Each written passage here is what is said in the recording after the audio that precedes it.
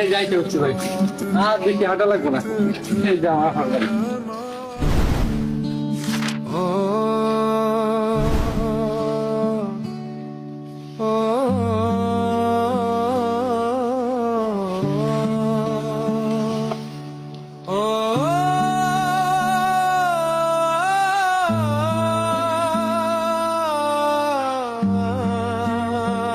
ভাই তুই তুই এতদিন পরে কোথেকে আসলি ভাই? তুই এতদিন পরে এই আমার জীবনের কথা তোর মনে পড়লো? তোরে কতদিন হলো দেখি না।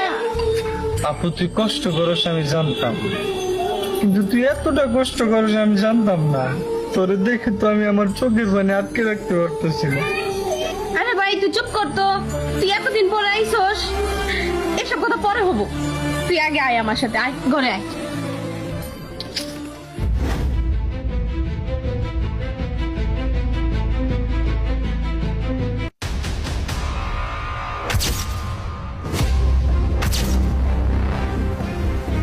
এই খারাপ,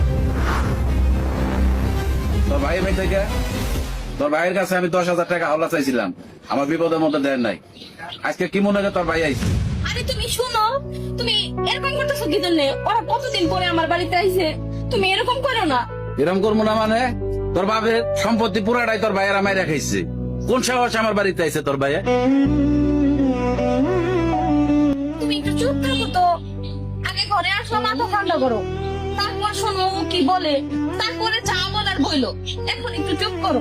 কিসের করে যাবো? তোর বাইরে ঘর থেকে বাইর কর, আর তা নাহলে পরে আমি নিজেই বাইরে থেকে বাইরে যাবো।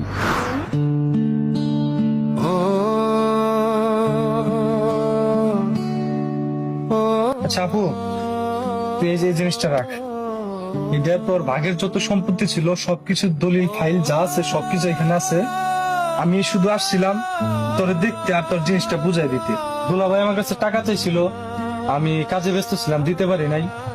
দুলাভাইয়ের জন্য হয়তো বা রাগে রয়েছে আমার উপর। যাই হোক, এটা তোদের আমার বাড়ির যত সয় সম্পত্তি সবকিছুর ফাইল এটা দিয়ে গেলাম, এটার জন্য আসছিলাম। তুই যে এতটা সুখে থাকো সেটাও দেখে গেলাম। যাই হোক, ভালো থাকিস, তোদের সংসারে আমি অশান্তি করতেছি না আপু। ভালো থাকিস, আমি জায়গা।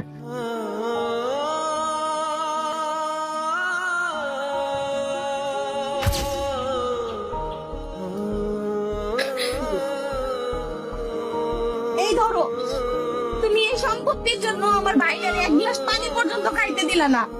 এতদিন পরে তো দূর থেকে ও আমার কাছে আসছিল, আর তুমি নাও ধরো, তোমার মনের আশা পূরণ হয়েছে।